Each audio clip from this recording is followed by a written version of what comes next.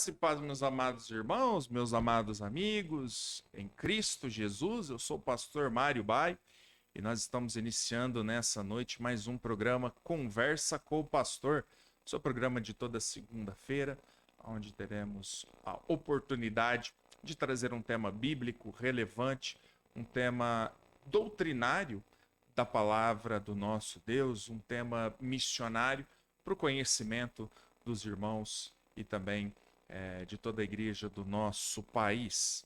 Né? A princípio, peço a você, inscreva-se aí no nosso canal, ative as notificações para que você possa ter aí a oportunidade de sempre acompanhar o nosso trabalho e não perder, né, nenhum dos nossos episódios da Conversa com o Pastor. Bom, desde já, meus queridos, eu peço perdão, semana passada eu não pude estar realizando o Conversa com o Pastor, né? Enfim, eu já voltei de férias, já faltando do serviço, né? Os irmãos têm uma ideia, né? E hoje também esse programa ele foi gravado. Ele foi gravado na terça-feira da semana passada. Nós vamos estar exibindo hoje na segunda-feira, que eu estarei também em viagem para Campinas e eu não conseguirei estar realizando o Conversa com o Pastor, tá ok? Mas fica aí para os irmãos, né, o nosso programa. Eu tenho certeza que esse programa vai edificar muitos amados, que é uma alegria receber mais uma vez aqui na Conversa com o pastor missionário Tiago Lima. Boa. Vai ser boa. Agora é boa tarde, né, pastor? Mas vai ser boa Boa noite para o tarde. pessoal que está nos acompanhando. É uma alegria, irmão, poder reencontrar o irmão. Igualmente, é um prazer estar aqui. Obrigado mais uma vez pelo convite. Boa tarde a todos, né? Boa noite a todos que estão assistindo agora. É uma bênção poder estar compartilhando um pouco daquilo que Deus tem nos dado, né? O entendimento, um pouco do entendimento da palavra de Deus e sobre temas relevantes, como o senhor tem trazido aqui. Maravilha, né? O irmão Tiago, né, que por um tempo fez junto com a AME o projeto Conversa com Conteúdo, né? Tem um canal também na internet, né, pastor? Que é Tem. o Teologiando, né? Guiando. Isso, Teologiando. elogiando. Que você também pode acompanhar, né, o trabalho do pastor. Tá fazendo vídeo lá, pastor? Como que tá lá? Ou você tá igual Só eu daquele, aqui na conversa com o pastor? daquele jeito. Quando dá um tempinho para fazer, a gente faz. Mas tá complicado. Exato. Que o pastor comentava comigo, né, pastor? O pastor tá em Iperó, implantação da Igreja Batista em Iperó, né? Trabalhando bastante. E Sim, vai graças a começar Deus. uma época difícil, né, pastor? Época de Vai. construção, época de Uhum. construção da igreja, né? É algo que É. realmente Não demanda só um com a tempo. burocracia, toda essa chatice, né? Então demanda tempo, toda hora correndo para lá e para cá, então acaba focando mais numa parte do que na outra. E quando começar a construção, vai ser aquela preocupação: é tijolo, é cimento, enfim, É, é ver mão de obra, é pedreiro, o pedreiro te liga: ô, traz aqui, manda vir cimento, manda vir. É. Se você for igual o irmão difícil. Antônio da igreja, é um irmão muito querido, é nosso pedreiro que está fazendo a nossa congregação. Você vai no lugar, pede os itens que ele fala. Ô, pastor, tá aí ainda? A canção fala, não, irmão, já saí. Ih, rapaz, faltou umas coisas. Aí volta lá pegar.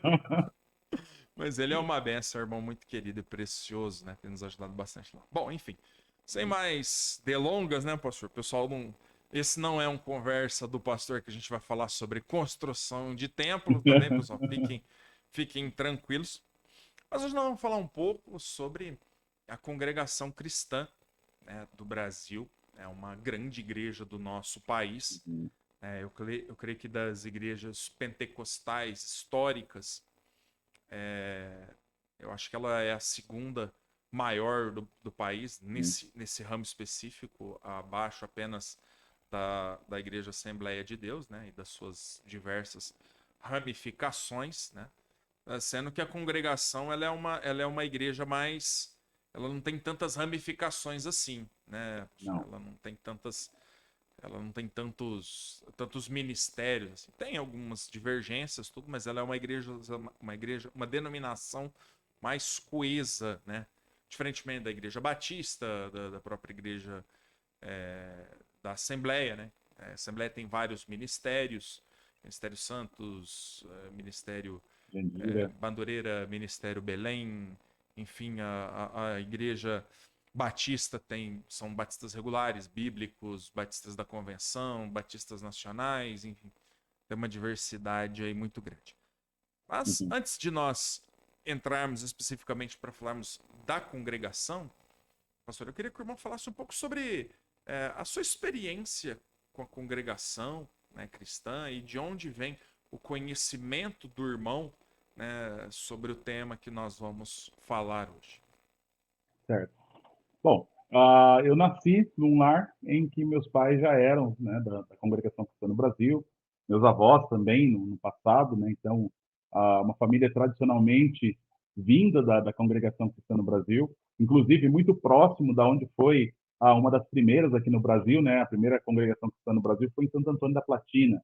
Meus pais são ali de Quatiguá, Carlópolis, né, uma cidade bem próxima no Paraná, dessa cidade. Então já dá para imaginar um pouquinho da influência daquelas igrejas, né? Como elas são um pouco mais firmes as raízes e as tradições do que mais para a capital, mais para São Paulo, né? Nesse sentido. Então, meus pais já vieram, né? De lá e eu lembro desde pequeno frequentando, participando, né? E aos 15 anos me batizei, né? Batizei na Congregação Cristã no Brasil, fui músico, depois comecei a ser auxiliar de jovens, e aí a minha vida foi, casei com a minha esposa também se batizou, e nós seguimos a congregação por alguns anos também, né? Então, basicamente, a nossa entrada na congregação foi dessa forma, né? A minha foi desde pequeno, então eu não conhecia outro ambiente a não ser a congregação cristã no Brasil. E como eles falam, né, qualquer outra religião fora, para eles, pelo menos na época em que eu estava lá, era considerado como seita, porque para eles a graça maravilhosa é a congregação cristã no Brasil. Ok. Mas mesmo só antes a gente vamos entrar na doutrina lá para frente, tá bem, moço? Uhum. Mas mesmo a congregação sendo uma igreja tipicamente brasileira, né? Porque não tem tem algumas, né? Eu sei de alguns lugares que às vezes as pessoas se reúnem para montar uma congregação. Mas Uhum. mesmo sendo uma igreja nacional, né? Eles têm esse pensamento mesmo? Tem, tem, é bem forte. Hoje é que é aquela coisa, quando você vai olhando para, conversando com as pessoas, você vai aos poucos tirando as informações, né? Porque eles não chegam e já abrem para você de uma vez o pensamento. Até porque naquele primeiro momento que você está conversando com alguém da congregação, eles tentam se mostrar uma boa pessoa, né? Mostrar que a religião é legal, que é gostoso, que é acolhedora, né? Justamente para tentar te trazer para lá. Mas quando você começa a ser um pouquinho mais incisivo, um pouquinho mais firme na palavra de Deus, aí eles já consideram todos os usos e costumes que não fazem parte do que eles creem como sendo uma seita. Então, se tem uma igreja, por exemplo, eles usam um véu. Se tem uma igreja que não usa véu, aquela igreja sem véu é seita. Hoje tem mudado um pouco essa perspectiva, né? Hoje tem chegado, eu tenho acompanhado, meus pais ainda são da congregação, então, eu vou acompanhando, às vezes, algumas mudanças que eles vão fazendo, e a gente vê que tem uma tendência, né? Eu acho que estão estudando um pouquinho mais da palavra de Deus, e aí vê que tem usos e costumes que não precisam ser defendidos como a verdade absoluta, né? A questão do véu, por exemplo, é uma delas. Tem entendimento, né? Você tem uma história por trás, você tem um contexto por trás daquele texto. E aí eu creio que eles estão enxergando um pouquinho mais sobre isso hoje, então não pega tanto no pé. Mas eu lembro que na minha infância, tudo que não era da congregação cristã no Brasil era considerado seita, na minha infância e adolescente. Eu fiquei lá até os 24 anos de idade. E quando, pastor, foi essa que o irmão é, teve esse despertar para deixar o trabalho lá, enfim, para quando que o irmão entendeu que já não era mais, né, uma igreja ao qual o irmão, no caso, deveria seguir, né, por aquele caminho.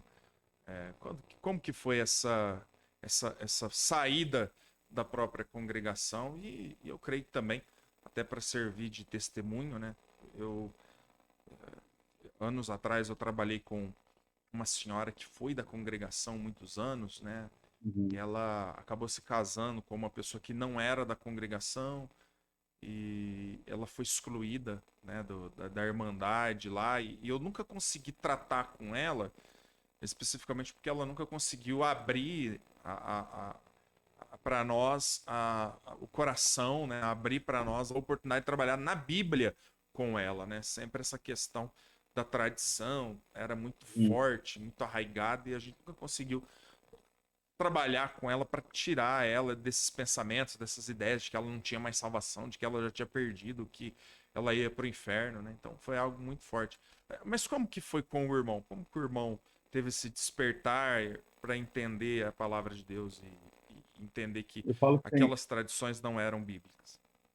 eu falo que tem duas perspectivas. Para eles, eu caí da graça, né? Eu saí, fui para uma seita, como eles dizem. Mas olhando biblicamente, foi a conversão. Esses 24 anos que eu fiquei lá, eu posso falar categoricamente que eu nunca conhecia Jesus Cristo.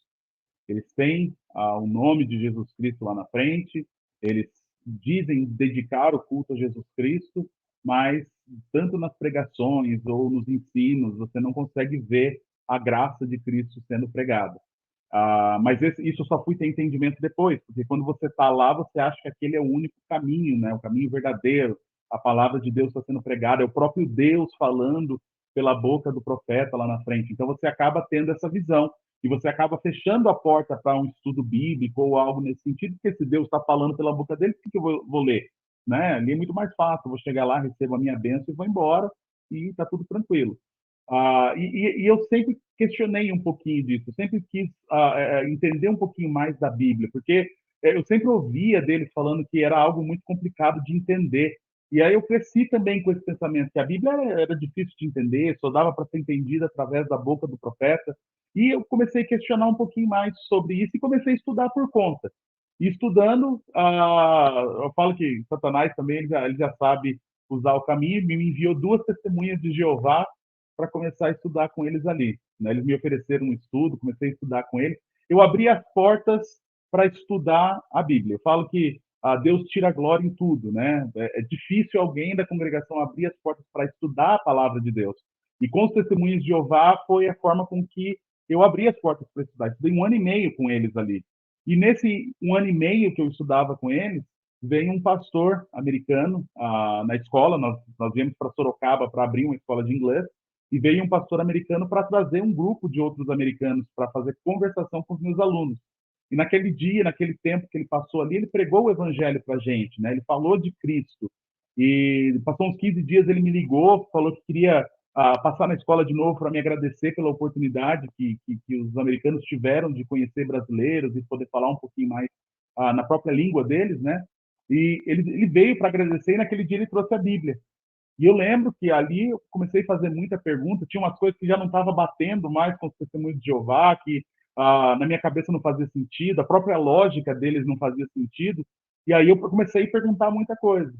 E eu comecei a perguntar sobre a Igreja Batista, como que era, quais eram as doutrinas, né, como que funcionava, qual era o pensamento. E eu lembro da fala dele, ele falou assim, eu não vim aqui para falar da Igreja Batista, eu vim aqui para falar de Jesus Cristo.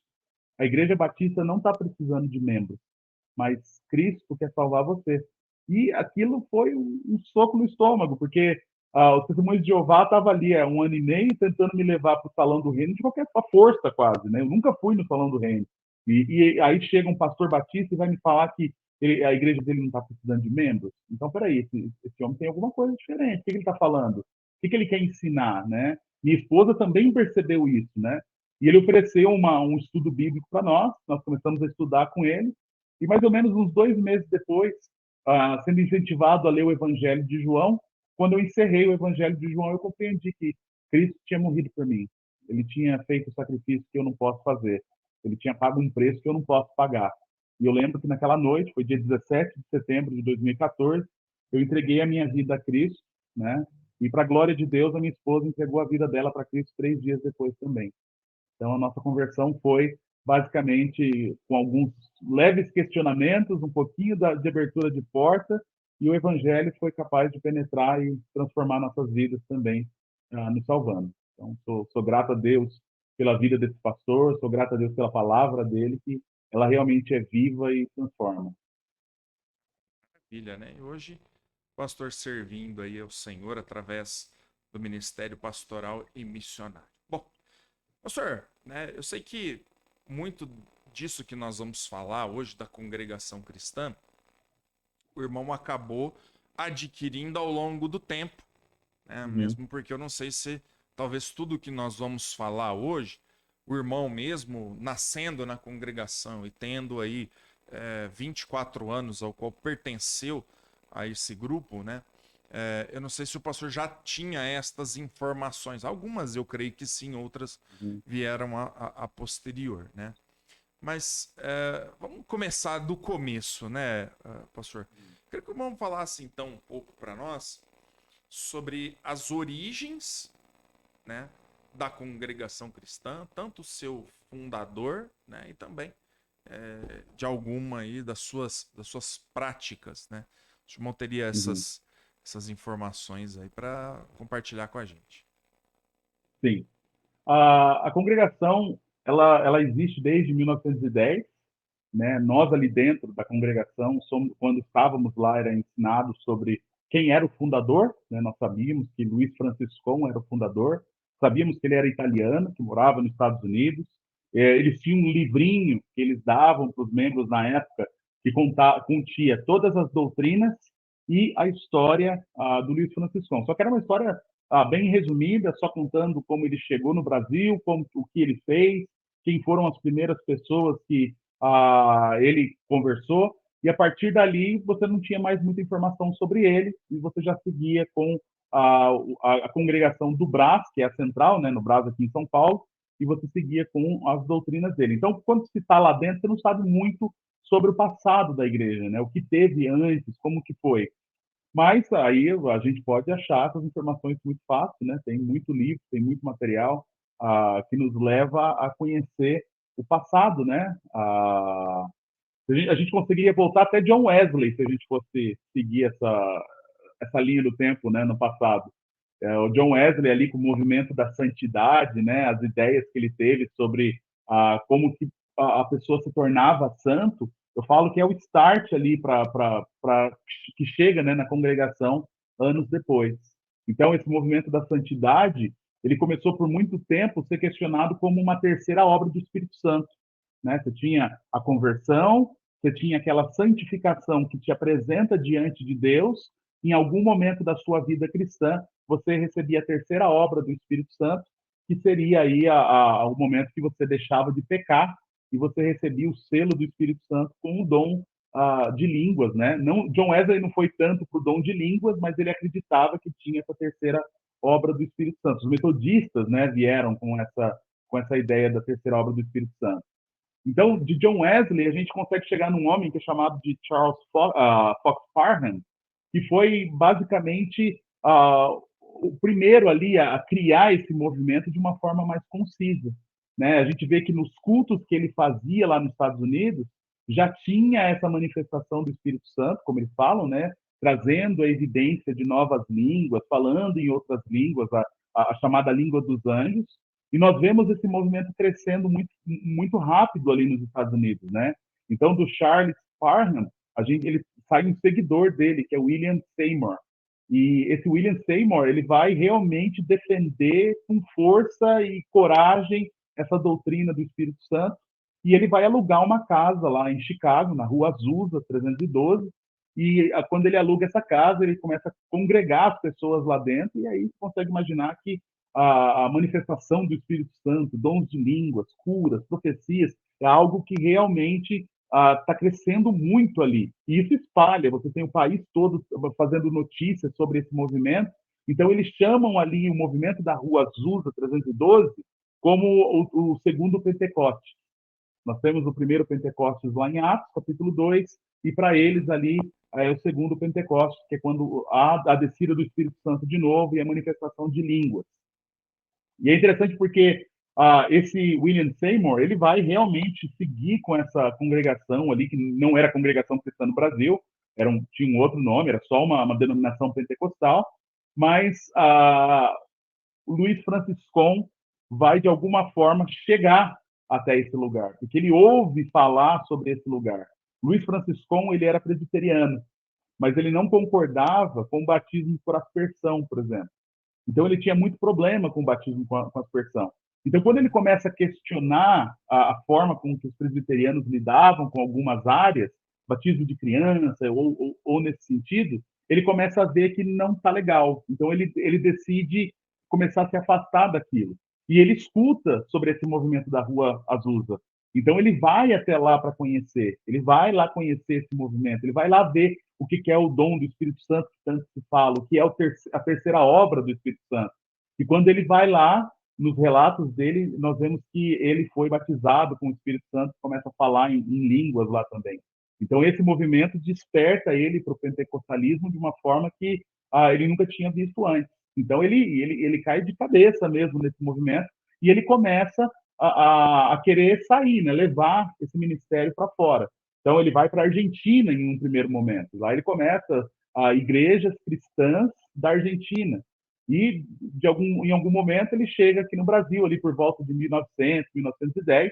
Ele chega ali na cidade do Brás e ele vai começar a pregar o evangelho dele, né, a forma com que ele cria.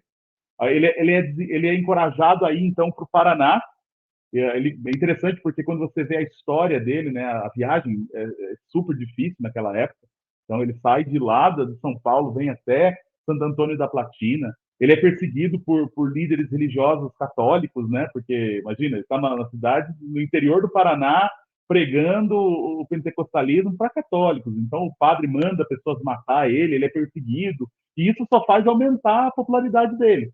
Então ele funda ali em Santo Antônio da Platina a primeira congregação cristã no Brasil e quando ele volta para São Paulo, ele funda onde hoje é a atual matriz deles, né? A igreja principal, a central de todas as igrejas no mundo. E ele vai embora. Ele não fica. Ele funda essa igreja, volta para os Estados Unidos, volta a fazer suas viagens missionárias e plantar igrejas. Em alguns momentos ele volta para o Brasil, mas há alguns relatos que mostram que ele só voltou para o Brasil umas 6, 7 vezes nesse interim. Então, ele deixou e o Espírito Santo que ia guiar as pessoas a tomar as decisões de como seria essa obra lá para frente.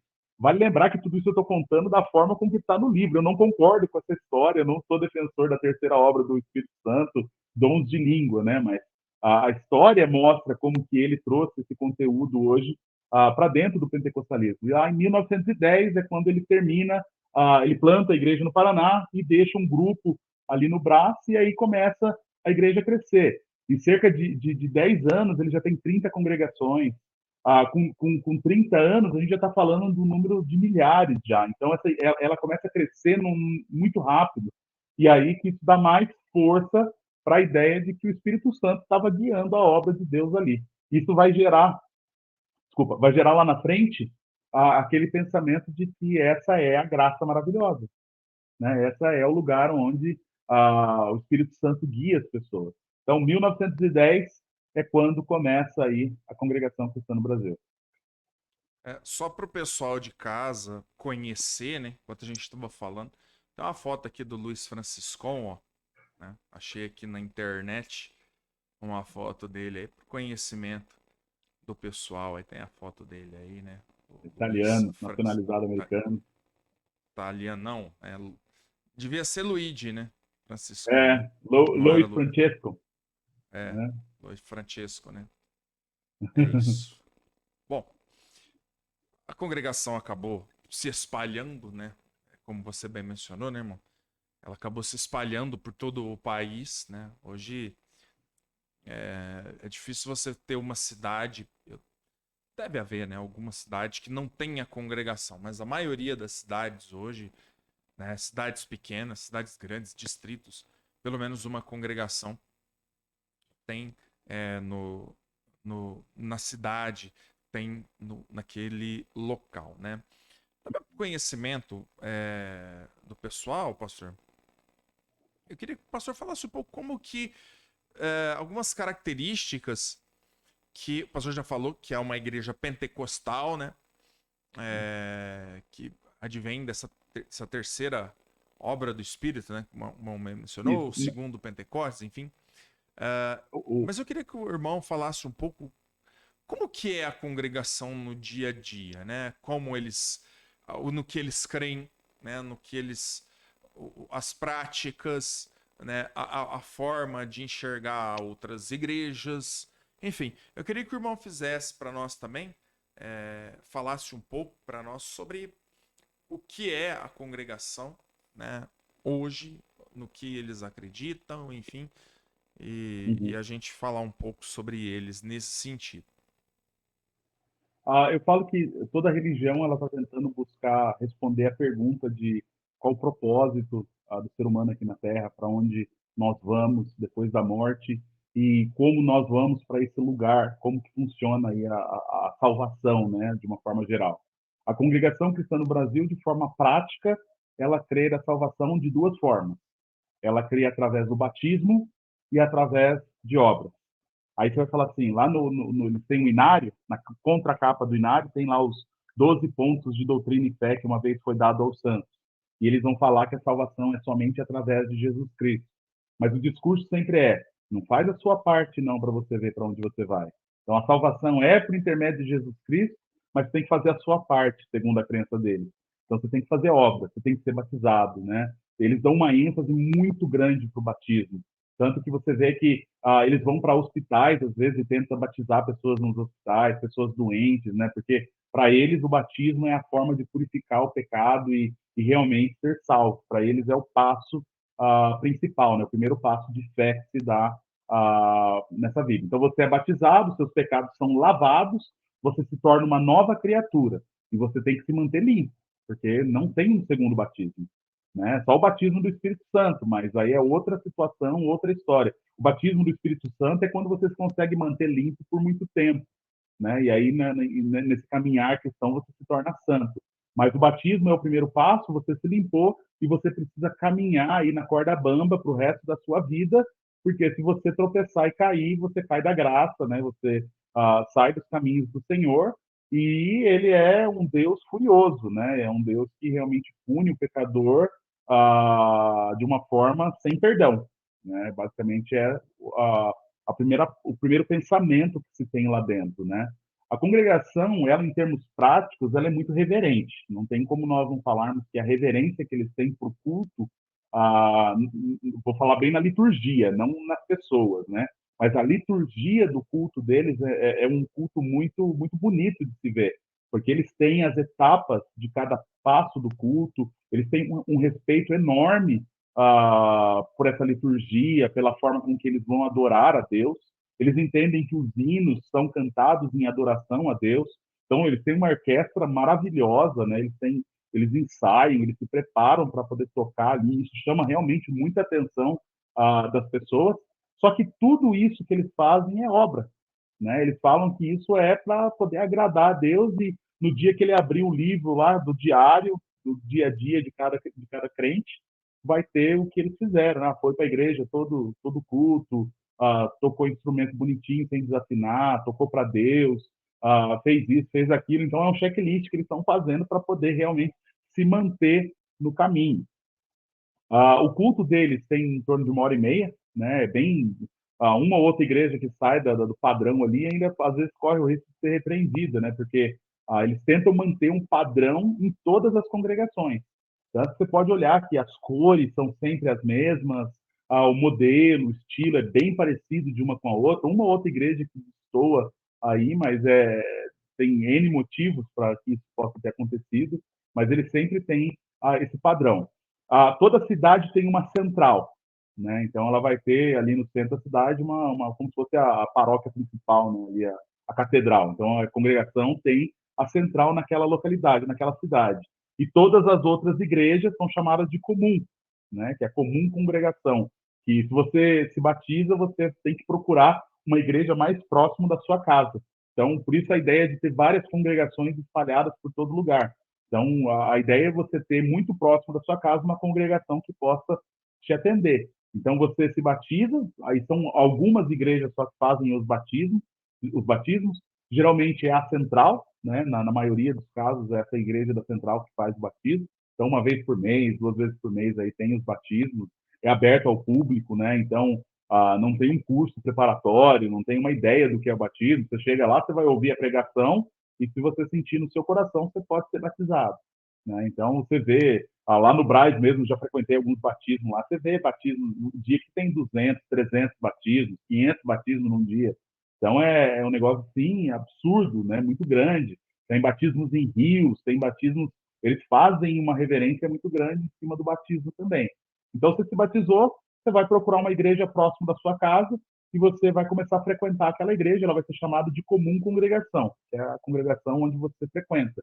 E ali você vai dar os seus passos na fé, você vai começar a aprender, você vai começar a crescer na fé dentro da congregação cristã no Brasil. Não tem muito o que desenvolver, porque não é incentivado um estudo bíblico, não é incentivado algo a mais. Então, a única forma que você tem de se alimentar da palavra estando na sua comum congregação, estando ali com eles, frequentando os cultos. Então, a frequência no culto é uma das obras mais importantes que eles defendem, né? Então, você tem que ser assíduo no culto na sua comum congregação. Você não pode deixar, por exemplo, de estar na sua igreja para ir na igreja do bairro vizinho, porque você está deixando a sua comum e está indo para uma outra igreja. Mas, ao mesmo tempo, não tem uma lista de membros, não tem algo nesse sentido para ser mais pessoal. E vira uma comunidade, né? Uma comunidade como qualquer outra igreja. Então, você monta o seu grupo de amigos e vocês vão viver juntos ali. Vai ter escola de música para quem quer aprender, tem um encarregado que vai cuidar da área de música ali dentro da igreja. Algumas igrejas têm diácono, que é o que vai cuidar do que eles chamam de obra da piedade, que seria ajuda aos necessitados, né? Então, você tem tanto homens quanto mulheres cuidando disso, porque, de novo, obras são muito importantes, então eles creem que a obra é necessária. E aí você tem, às vezes, missionários que saem dali, que vão para outros países levar aí a placa da denominação para esses lugares também. Mas, basicamente, o dia a dia da congregação é você estar ali dentro da igreja, ser batizado e uma vez por ano participar da ceia, né, da Santa Ceia. Eles consideram a ceia como algo santo. Tudo lá, na verdade, é santo para eles, né? A própria igreja, você não celebra um funeral dentro da igreja, por exemplo. Você não celebra um casamento dentro da igreja, porque a igreja, para eles, é realmente um lugar santo. Então, você não traz uma festividade, né? Porque, de novo, o argumento é quem faz isso são as seitas, né? Eles usam muito isso, né? Quem faz casamento dentro da igreja é coisa de seita. Quem faz um funeral dentro da igreja é uma seita. Então, eles sempre usam esses argumentos, né? As pessoas, os membros da denominação, como o principal argumento deles. A vestimenta é algo que eles batem firme também. Não sei como tem sido hoje, porque eu já não estou no dia a dia deles, né? Mas eu lembro, enquanto adolescente, por exemplo, não podendo usar uma bermuda, dormir, até para dormir, você não podia dormir de bermuda ou de outra forma, você tinha que dormir de calça e camiseta. O argumento que eles usavam era: e se Jesus Cristo volta essa noite, né? Ou ele vem te recolher essa noite, você vai de short, né? Você vai de bermuda? E aí é esse tipo de questionamento que se fazia. E eles usam, as mulheres usam o véu, e dentro da congregação você tem mulher para um lado, homem para o outro. Né? Eu falo que hoje, com o entendimento que eu tenho hoje, eu falo que isso eu acho isso muito pesado negativamente, porque você chega com a sua família na igreja e a primeira coisa que faz é separar a sua família, né? A mulher vai para um lado com as filhas e o pai vai para o outro com os filhos, né? Então, olhando isso, para mim hoje é praticamente inaceitável isso. Eu não consigo nem me imaginar mais vivendo num lugar que tem essa filosofia. Mas, basicamente, o dia a dia deles é isso. É tentar se manter na corda bamba. Interessante, né? Só voltando talvez algumas dúvidas, né? Hoje nós não temos, lembrando o pessoal que está nos acompanhando, né? Esse episódio da Conversa com o Professor, ele é gravado, né? E só algumas dúvidas que alguém pode ter. Por exemplo, se eu for da Igreja Batista e eu quiser chegar na congregação cristã e quiser ser membros, o pastor mencionou que não tem membresia, né? Mas se eu quiser estar com eles e congregar, então eu vou ter que ser batizado de novo. O meu batismo não vale para eles. Sim. Você chegando na igreja, pertencendo a uma outra denominação, eles vão te chamar de testemunhado. Você vai testemunhar da graça maravilhosa, você vai testemunhar da palavra. E aí, depois que você testemunhar da palavra, você toma uma decisão. Se você quer continuar na onde você está, ou na seita, ou no mundo, ou se você quer se converter à congregação cristã no Brasil. Então, você vai ser um testemunhado. Então, você pode frequentar quantos anos você quiser, né? Você só não pode participar da liturgia do culto. Lá, quem escolhe os hinos são os próprios membros, né, na hora de cantar. E até isso eles têm uma certa ideia de que precisa ser guiado pelo Espírito Santo para pedir um hino, né, para você cantar um hino. Um testemunhado não pode pedir hino, né? Geralmente eles não. A doutrina diz que não. Como eles fazem aí depende de cada congregação. Você como testemunhado, você não pode ir lá contar um testemunho, contar uma bênção que aconteceu com você. Você não pode pregar a palavra como testemunhado. Você não pode participar da liturgia. Você não pode ser músico. Você não pode ter ministério. Mas você pode frequentar tranquilamente, como uma pessoa livre. Eles são bem, na maioria das congregações, eles são bem atenciosos, inclusive com esses visitantes, né? Porque se a pessoa está chegando, eles vão dar todo atendimento necessário. Geralmente senta alguém do seu lado para te ajudar com os hinos na hora de cantar, com a Bíblia na hora da palavra. Então, geralmente tem alguém preparado para fazer isso. Mas pode. Mas para você ser membro, né, se tornar alguém da congregação, tem que ser batizado. O batismo fora não funciona. Eu acho interessante porque eles têm um argumento para isso também. Porque eles falam que as seitas, quando vão batizar alguém, batiza eu te batizo em nome do Pai, do Filho e do Espírito Santo. Porque você colocou o eu na sua frase, você anulou o batismo. Aí eles falam que o jeito certo de batizar é te batizo, né, no nome do Pai, do Filho e do Espírito Santo. Você tem que tirar o eu, tem que fazer só o te batismo. Eu até brinco, né, que você só omitir o sujeito da frase ali, né, e tá tudo certo, mas e realmente eles têm esses argumentos, né? Então, para eles isso é um indicador de que você foi batizado numa seita, né? Você foi batizado dessa forma. E a forma do culto, irmão? Como que é? Tem os cânticos. Eu sei que lá, né, não tem um pastor, não tem um líder, né? Ou se Não. tem, ele não é remunerado, né? Chamado de o ancião, né? Então ele O é ancião, aquele que prega. Como que funciona essa dinâmica lá? eles têm aí uma hierarquia, né, por assim dizer. O ancião não é toda a igreja que tem ancião. Geralmente, a central tem um ancião, que é aquela igreja central. E esse ancião vai cuidar ou da cidade ou de um setor. Se você pega uma cidade muito grande, você vai ter vários anciões, né, anciãos, né, nem sei qual que é o plural de ancião, que vai Anciãos. anciãos, né, vai lidar ali com aquela região. Então, você pode ter, às vezes, 4, 5 deles que vai administrar. Então, eles são a primeira parte da hierarquia, né? Eles são o que seria hoje os bispos na Igreja Católica, por exemplo. Então, é eles que vão cuidar das congregações. Aí, a congregação local tem um cooperador. Eles falam que pastor é só Jesus Cristo, né? Então, eles abominam a ideia de chamar de pastor, e, de novo, o argumento volta: quem tem pastor é seita, né? Nós não temos pastor, então nós temos Uhum. cooperador. E aí você tem também o cooperador das reuniões de jovens e menores. Seria uma reunião de crianças, né? Um clubinho aí, e o tempo dos jovens, né? É um culto como qualquer outro, mas é voltado para as crianças. Aí as crianças podem participar do culto, né? Elas podem testemunhar, elas vão recitar versículos, elas vão pedir hinos. Então, esse culto é geralmente voltado só para as crianças e para os jovens.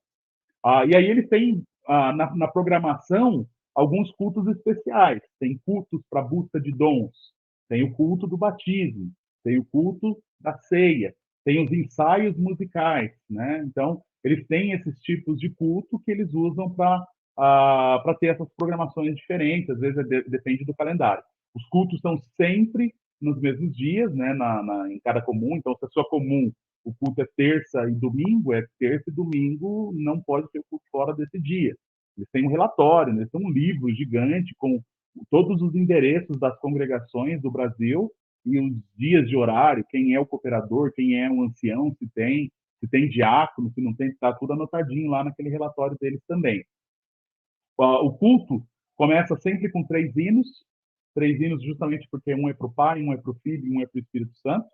O primeiro hino é tocado de pé, porque é para o Pai, então eles se levantam, que eles têm a visão de que nesse momento Deus está entrando na igreja, então eles se levantam em reverência a esse momento. Então, os três primeiros hinos. Aí vai ter o tempo de oração, então todo mundo de joelho, orando. Vale lembrar que eu acho interessante isso, porque a oração, você pode pedir oração lá na porta quando você chega. O porteiro que te recebe tem um papelzinho que ele vai anotando os pedidos de oração. E no finalzinho do terceiro hino, ele entrega esse papelzinho para o ancião ou cooperador, né, quem está ministrando o culto. E antes de orar, esse ancião lê os pedidos que tem ali, quais são as necessidades da igreja. Eu falo que isso é um preparatório para a palavra, né? Que o pregador já sabe qual é a necessidade da igreja nesse momento. Você sabe se tem gente viajando ou não, você sabe se tem gente desempregado ou não, enfim, né? Você tem a necessidade da igreja daquele dia. Ora, todo mundo de joelho, levanta, toca mais um hino, aí é a hora dos testemunhos. Então, todo mundo vai lá para. Quem quer testemunhar, vai lá na frente e conta as bênçãos e maravilhas e milagres e algo extraordinário que vem na cabeça dele nesse momento. Tem ritual, você não pode só chegar lá e começar a falar. Você tem palavras que você tem que dizer antes de começar a testemunhar. O ancião, quando está presidindo, ele tem os jargões lá que ele usa para poder ministrar o culto. Igual a Igreja Católica. A Igreja Católica faz a mesma coisa, né? Tem um momento que o padre fala algo e a congregação repete, né? Então, você tem essa interatividade ali também, de certa forma. Terminou os testemunhos, canta mais um hino, é a hora da palavra. Aí, nessa hora da palavra, quem tiver a palavra pode levantar e pregar a palavra de Deus ali naquele momento. Então, eles oferecem para as pessoas do ministério e geralmente não oferece para a congregação, né, a palavra. Mas se você se levantar, ninguém vai te impedir de pregar a palavra ali, porque eles acham que é o Espírito Santo que está guiando, né? Então, não tem como você parar alguém que está indo pregar. Terminou a pregação, ora todo mundo de joelho de novo, levanta de pé, toca o último hino, despede a congregação e acabou o culto. Né? Então tem essa liturgia. Interessante. E é aberta a Bíblia, os membros abrem as suas Bíblias, conferem o texto. A pregação é em cima de um texto bíblico, ou Até não? tenho a minha Bíblia da época da congregação está aqui ainda. Ó, eles têm a Uhum. Bíblia, a Bíblia da CCB, Aham. né? Então é uma Bíblia que eles vendem lá. Na verdade, a Bíblia é tranquila. João Ferreira de Almeida, a revista e corrigida, então não tem nada demais. A Bíblia é uma Bíblia verdadeira, não é que nem o Testemunho de Jeová, que tem uma Bíblia extra, né, adulterada. Aqui é a Bíblia normal. E sim, eles abrem, inclusive tem doutrinas em cima disso. Né? Se você está pregando, você só pode abrir em um texto e você não pode ficar indo para outros textos, porque quem faz isso é seita. Se o Espírito Santo te revelou que é João 3,16, você vai ler 3,16 e você não pode usar o resto da Bíblia ou ficar folheando ela durante o culto para trabalhar a sua pregação. Você precisa continuar ali dentro desse texto, né? Não pode ficar indo e voltando. E sim, a congregação, todos os membros têm uma Bíblia também, então todos eles participam com a Bíblia pessoal. Então eles vão, todo mundo segue. Eles adotam a versão Almeida corrigida só para poder todo mundo ler o mesmo texto e estar na mesma página, né? Não tem Uhum. um motivo santo por trás, é só porque todo mundo está ali. Apesar que nem todo mundo sabe disso. Daí, às vezes, acaba criando aquele estigma, né? Essa é a Bíblia inspirada, né? Que eles acham? Não, não necessariamente. Tá certo. Inclusive eu tenho uma. Só que eu não tenho uma dessa grande, não. Eu tenho uma pequenininha, né? Da, da CCB também. E é João Ferreira Uhum. de Almeida. Corrigida, né? Revista É. corrigida do João Ferreira de Almeida. Pastor, é, existem além destas práticas que nós falamos, existe alguma outra doutrina que a gente poderia dizer assim, analisando-a do prisma, do ponto de vista bíblico, que ela seria algo um pouco diferente daquilo que a gente tem ideia? Olha, tem muito, na verdade. Essa é a minha. Eu falo que é a minha briga, né? Quando começo a falar da congregação, é porque muita coisa dos usos deles e costumes e doutrinas é antibíblico, né? É contrário à palavra de Deus. Você tem desde o batismo como sendo o princípio da salvação, né? E não o arrependimento. Então você já começa por aí como algo que é inaceitável. Salvação por obras, você se manter salvo, né? A perda de salvação. Então você tem que continuar nessa corda bamba sem cair, sem pecar, né? Então é impossível, né? A própria palavra de Deus fala que todos nós somos pecadores e que nós já nascemos assim, então não tem como nós não pecarmos. E para eles tem essa você conseguir se manter porque eles consideram pecado basicamente é só imoralidade sexual e sair da igreja. Então se você não traz sua esposa e você congrega todos os dias, você está santo sem pecado, basicamente. Eles esquecem dos outros pecados, né? Ah, para mim isso é agravante. A ceia, eles dão um valor espiritual extraordinário para a ceia do Senhor. Então é quase não, é uma transubstanciação. Então o pão e o vinho, é vinho mesmo, não é suco de uva, se transformam no corpo e no sangue de Jesus Cristo. Tanto que após a ceia eles fazem o sepultamento desse pão que sobra, né? E todo mundo toma no mesmo cálice, então eles colocam o vinho num cálice e toda a congregação realmente toma no mesmo cálice. O pão também é cortado com a mão e dado individualmente na boca de cada membro. Então isso só acontece uma vez por ano. Então eu falo que isso, sem dúvida, são pontos que totalmente antibíblicos. Aí vem dons de língua, vem os milagres, profecias. Aí vai depender um pouquinho da posição de cada outra igreja, né? A Congregação Cristã no Brasil. Mas eu creio que isso não é bíblico. Então, para eles também, eu acho isso um erro doutrinário. Eles chegam a falar em línguas no culto, pastor? Uau, muito. É. Dependendo da igreja que você está, eu gostava de viajar. Quando eu era membro da congregação, eu gostava de ir para outras igrejas e eu gostava de ir nas igrejas no meio do mato, porque lá as pessoas podiam gritar à vontade, ninguém ia ficar implicando. Então tem umas igrejas que o negócio pega fogo. Tem o que você pode imaginar de língua, gritaria, lá lá lá, lé lé lé. Tem muito, muito. É assustador. Quem não conhece, quando vai pela primeira vez, geralmente toma um susto. Tem congregações que são mais tranquilas, né? A congregação que eu cresci, o cooperador, ele não acreditava nessas coisas muito. Então, ele não deixava ter bagunça na igreja. Então, a gente gostava muito por causa disso, né? Ele era bem firme, né, em alguns pontos. Hoje, né, pensando, eu até consigo imaginar que ele possa até ter sido salvo, né, em Cristo, porque ele tinha um conhecimento muito bom das Escrituras. Então, ele tinha uma firmeza em alguns pontos, mas isso Uhum. não é em todas, né? Você tem pessoas que amam esse tipo de movimentação, esse tipo de gritaria, né? E eles vão viver como se aquilo fosse realmente a terceira obra do Espírito Santo. Então, você não pode calar o Pentecostes, né? Você não pode fazer isso. Pastor, então, para a gente concluir, né? É uma igreja que a salvação está nela, né? Então, por exemplo, qualquer outra pessoa de qualquer outra denominação não pode ser salva, né? Apenas se for batizado e membro da congregação, né? É uma igreja que tem alguns usos e costumes, né? Talvez diferentes, né? Daquilo que tem nas demais, né? Mas eu creio, né, pastor, que essas outras questões, né?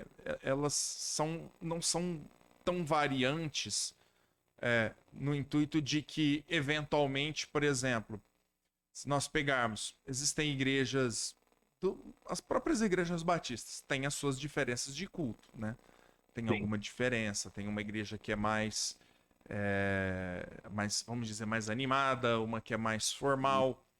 Existem igrejas do nosso grupo, por exemplo, que se crê e se prega muito num padrão bíblico de vestimenta, Sim. né? Mulher com saia, homem de calça, não para dormir, né? Isso daí eu nunca, pelo menos, pelo menos eu nunca ouvi falar, né?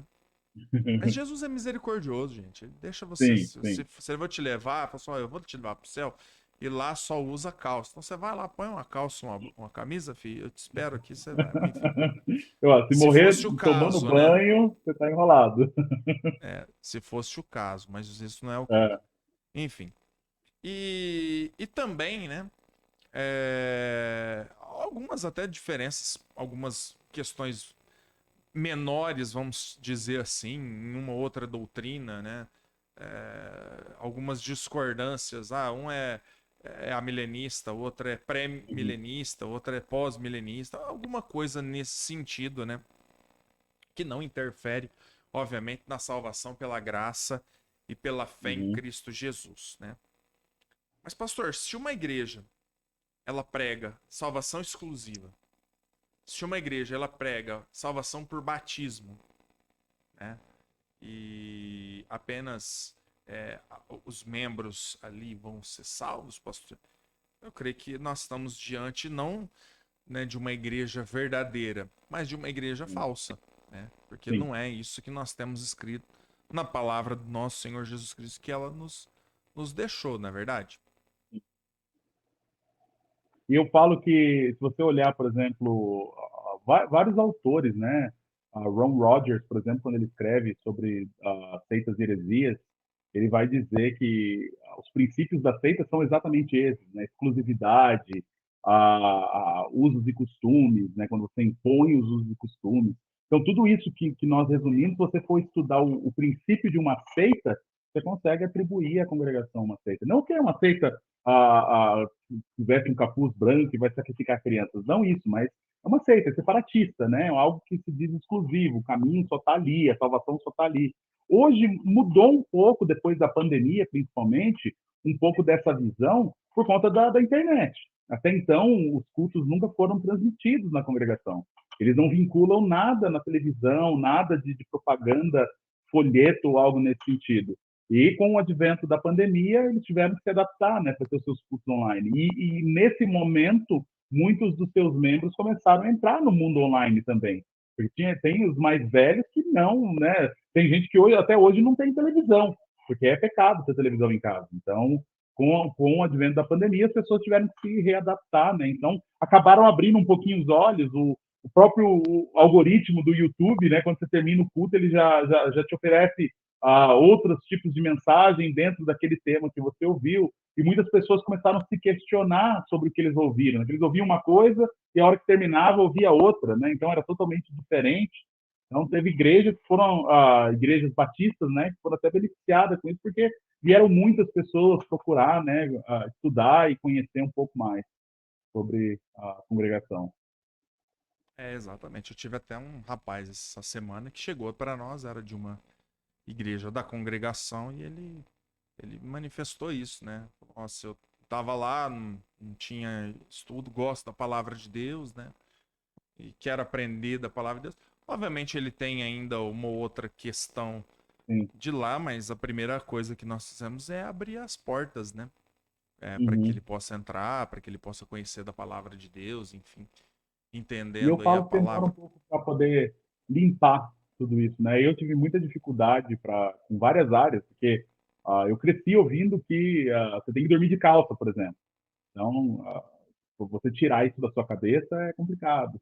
Eu cresci ouvindo que o homem tem que sentar para barba. Nossa, barba era algo que era extremamente. É ainda, né? Eles ainda têm esse tipo de pensamento. Não pode, é totalmente errado. Aí, para você É, mudar isso de uma hora para outra, chegar e ver que não é bem assim que funciona, né? Aí demora um pouquinho. Tem passos, né, de fé que vai levando. Eu falo que é estudar. Se você se mergulha na palavra de Deus e abre a sua mente, né, para poder entender o que Deus está falando ali, o Espírito Santo convence e vai mostrando o que é certo e o que é errado. Né? Por si só, ninguém consegue. Você precisa do Espírito Santo guiando, né, e mostrando ali, você tem que estar disposto a realmente abrir. O problema é a bibliomancia, né? Você abrir em qualquer lugar e ler qualquer versículo e achar que aquilo é para você. Isso é um problema sério lá dentro. Então, tem contexto, né? Tudo tem seu contexto na palavra de Deus, precisa buscar entender isso. exatamente, né? Eu até comentava, pastor.